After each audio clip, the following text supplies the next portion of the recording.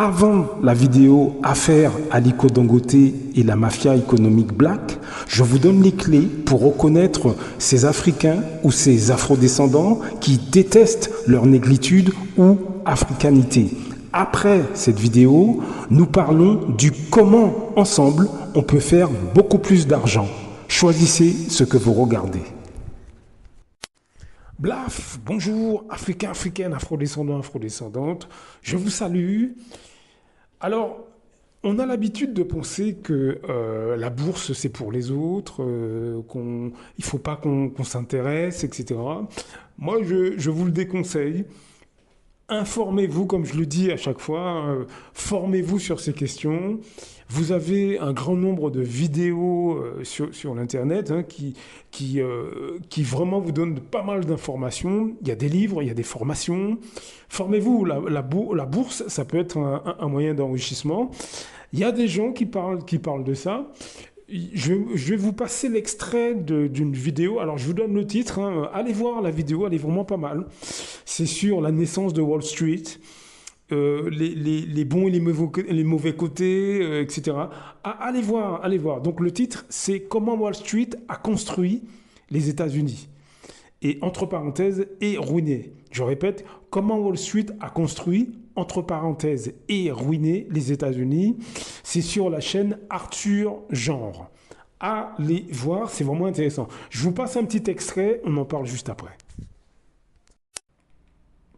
Le trading est la spéculation excessive avec l'argent des autres.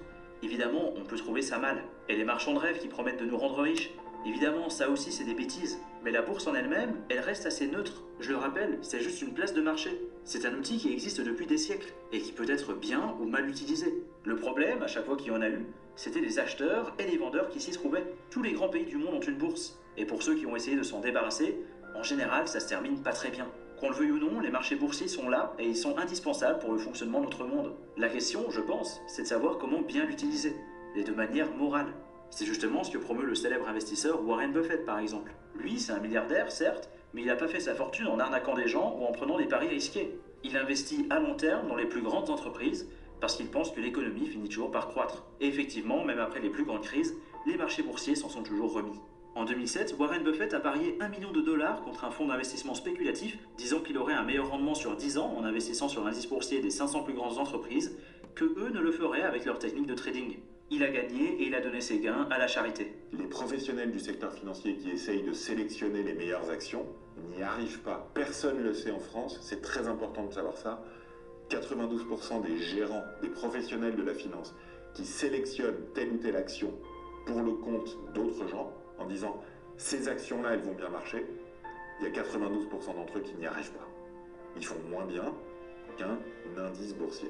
Aujourd'hui, près de 60% des Américains possèdent des actions ou des obligations, directement ou indirectement, via des comptes d'épargne retraite qui existent depuis les années 80. Le problème, c'est que l'éducation financière reste très mauvaise aux États-Unis, et les populations les plus pauvres sont souvent laissées de côté. Ce système a aussi rendu les classes moyennes dépendantes des grandes banques qui s'enrichissent encore sur le dos des retraites avec des frais énormes. L'idée est bonne, mais le système est loin d'être parfait. Et c'est encore pire en Europe, où les marchés boursiers semblent être réservés à une élite. C'est l'extrême inverse. Alors qu'en fait, on devrait tous s'y intéresser, que l'on veuille investir ou non. Ça fait partie de la vie, comme la politique. Mais rien n'est fait pour que l'on comprenne mieux l'économie. Donc forcément, on s'en tient à l'écart. L'industrie financière a complexifié les choses de manière très, très importante, sans vraiment le faire exprès, pour pouvoir vendre des produits avec beaucoup de marge dedans. Et ça s'est cumulé à un tabou culturel très catholique de « on parle pas d'argent ». Tu prends le tabou culturel, tu prends l'industrie financière qui n'a pas vraiment intérêt à ce que les gens soient au courant. Et tu prends les médias traditionnels qui ont mis en avant la version hardcore de la finance, c'est-à-dire les traders, les salles des marchés, les cracks boursiers. Et ben les gens ont une perception complètement fausse de ce qu'est la finance. Et donc ils ne peuvent pas se positionner dans le système global, savoir à quelle est leur place, savoir ce qu'ils peuvent en tirer. Le monde de la finance reste aussi largement dominé par les hommes. On continue de penser que l'argent, c'est l'affaire des mecs blancs en costume, parce que ça a été comme ça depuis des siècles. Il a fallu attendre 1967 pour qu'une femme arrive dans la salle des échanges de la bourse de New York pour la première fois, entourée de ses 1500 collègues hommes, tous blancs. La première. Voilà, vous avez entendu. Alors, dans ce petit extrait, il y a beaucoup de choses. Je l'ai choisi volontairement, donc Vous avez entendu, les gens manquent d'éducation financière. Ce qui fait que vous avez des structures comme les banques qui en profitent. Donc, c'est pas la bourse le problème. C'est celui qui investit qui pose problème. Celui qui n'est pas formé. Celui qui n'a pas pris le temps d'apprendre. Celui qui, poussé par la cupidité, il a engagé des fonds, il a tout perdu. Et c'est lui qui se retrouve finalement face à lui-même. Donc, est-ce que vous avez compris le message? Et vous avez entendu le commentaire disant que pendant des années, le cliché, c'était un homme blanc qui finalement, en costume cravate, qui finalement fait fonctionner le système. Est-ce que vous avez entendu? C'est pas moi qui le dis. Hein. C'est pas moi qui le dis. C'est pas moi qui le dis. Est-ce que vous comprenez? Donc, aujourd'hui, bon, évidemment, les choses ont quand même pas mal changé aujourd'hui, hein, mais pendant des décennies, ça a été comme ça. Donc, pourquoi je vous passe cet extrait-là? Bon, déjà, c'est pour que vous alliez voir la vidéo, bien évidemment, mais aussi pour que vous compreniez que nous avons des opportunités partout, tout autour de nous, et on ne fait pas attention. Et ce que je vous dis là, ça s'applique à moi aussi. Ça s'applique à moi aussi, hein. Moi aussi, j'ai laissé passer plein d'opportunités parce que je n'étais pas formé, parce que je ne faisais pas attention, parce que j'étais concentré sur avoir un boulot, parce que même quand j'ai eu des périodes de chômage, j'étais encore concentré pour avoir un boulot, blablabla, blablabla, et j'ai pas non plus regardé autour de moi comment les choses se passaient. Donc ce que je vous dis à vous, je l'applique aussi à moi. Hein. Je l'applique aussi à moi. Aujourd'hui, les choses ont changé dans ma tête, et c'est pour ça que je vous en parle à vous. Dans ma tête, les choses ont changé. Je ne vois plus les choses de la même manière. Ça ne veut pas dire que je suis milliardaire aujourd'hui. Non, loin de là. Mais en tout cas, je me forme sur ces questions-là et j'applique. Ça met du temps, c'est dur, c'est pas évident, c'est toute une mentalité à changer et je vous invite à faire la même chose. Est-ce que vous voyez ce que je veux dire? Je vous invite à faire la même chose. Il faut qu'on se bouge, mes amis. Il faut qu'on se bouge. Bien sûr, vous allez perdre des amis, vous allez perdre des membres de votre famille hein, qui vont sûrement s'écarter de vous, s'éloigner de vous. Oui, bien sûr, ça, on le sait, ça. Quand ils vont voir que vous changez, que vous avez une autre mentalité, que vous avez un autre fonctionnement, ils vont s'éloigner de vous. Des amis proches, des membres de la famille, etc., etc. Mais c'est pas grave, mes amis. C'est pas grave. Oui, c'est triste, mais la vie continue. L'histoire de la vie, c'est ça. Hein. Il y a des gens qui vous sont proches à un moment donné, et puis à un autre moment, ils s'écartent de vous pour X raisons. C'est pas que vous avez fait quelque chose de mal. C'est tout simplement, les centres d'intérêt ne sont plus les mêmes, c'est l'évolution. Et même des membres de la famille. Vous pouvez être très proche à un moment donné de quelqu'un de la famille et être complètement non, mais en tout cas très distant, alors qu'il ne s'est rien passé de particulier à un autre moment. Ça, il faut qu'on accepte ce genre de choses. Est-ce que vous comprenez, mes amis? Est-ce que vous comprenez que maintenant les opportunités sont là, mes frères et sœurs? Il faut qu'on se bouge. Et encore une fois, ce que je vous dis, ça s'applique à moi aussi. Vous voyez ce que je veux dire? Il faut qu'on se bouge, bien sûr, comme je vous l'ai dit.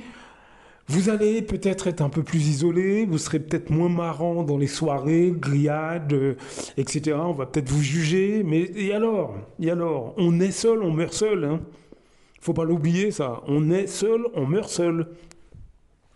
Le jour de votre mort, il y a de fortes chances pour que vous soyez seul. Hein. Vous voyez ce que je veux dire? Il n'y a personne qui va mourir avec vous, sauf en cas d'accident ou quoi, mais le jour où vous mourrez, vous serez seul. Hein. Face à la mort, vous serez seul. Et on est tous logés à la même enseigne. Donc réfléchissez à tout ça, mes amis. Je crois que ça vaut le coup qu'on se forme sur les questions économiques, sur les questions financières. Même si vous n'avez pas l'intention de monter une entreprise ou quoi, peu importe. Mais il faut qu'on se forme sur ces questions-là. C'est vraiment important. Et qu'on passe l'information à nos plus jeunes. À nos plus jeunes. Moi, à mes enfants, je leur parle d'investissement. Je leur parle de business. Je leur achète des livres. Là, aujourd'hui, ils ne sont pas super intéressés. Mais tôt ou tard, ça leur reviendra. Ça leur reviendra. Moi, je leur prends la tête avec le business. Je leur parle. je les incite à s'intéresser. Oui, c'est vrai. Ils me disent, ah non, encore, encore, encore. Mais je leur dis, c'est important. C'est important. Donc n'hésitez pas à faire de même. Parlez-en. Il ne faut pas les forcer, mais en tout cas, à leur en parler régulièrement, que ce soit présent dans leur tête. N'hésitez pas à leur acheter quelques livres, même si des livres qui sont simples à lire. Il y en a, hein, L'argent pour les adolescents, etc. Regardez sur l'Internet. Même s'ils ne vont pas le lire tout de suite. Mais au moins, ils l'auront dans leur bibliothèque. Et un jour, ils y reviendront. Donc c'est important qu'on fasse ce travail, mes amis, parce que c'est pas un hasard si, à travers le monde, la communauté noire, on a tendance économiquement, à être un peu fragilisé. C'est pas un hasard. C'est parce qu'on ne s'intéresse pas suffisamment à ces questions-là. C'est tout. On nous a éduqués pour être des consommateurs. On a imité des membres de la famille qui achetaient des grosses maisons et des belles voitures. On ne s'est pas posé de questions. Mais c'est pas grave, ça. Tout le monde fait des erreurs. On peut rectifier les choses en s'intéressant et en se formant. À très bientôt. Blaf.